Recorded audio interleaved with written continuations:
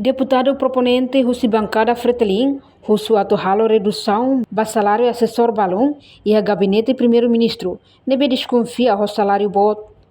Li Husi debate orçamento geral do Estado o zer rihundua runulo Lima e a fase especialidade. Quarta-feira, deputada proponente Husi Bancada Fretilin, Lídia Martins, Husu atu reduz orçamento e a gabinete primeiro-ministro niang. Tamba assessor balão cima salário to rihundua runulo Lima por mês. Debate com o orçamento do primeiro-ministro nem mais bem a Rússia nem está lógica da bem que tem que hareba oi mas né ia assessores ira ita los colher yang narsa imagine assessores balu informação retan salário 25.000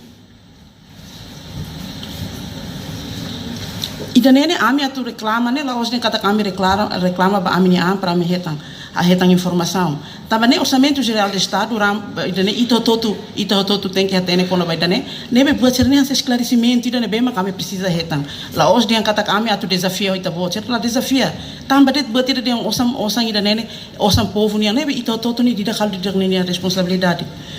hatamba questão ne primeiro-ministro Carola Sanana Guzmão Husuba deputada nebe questiona salário bot ba assessor sira e a gabinete primeiro-ministro a favor bele for dados no gabinete bele hasai kedasnya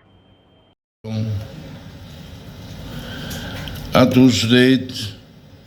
favorita ba deputado nebe den kata ia assessor e a gabinete primeiro-ministro nia nebe mana $25.000 né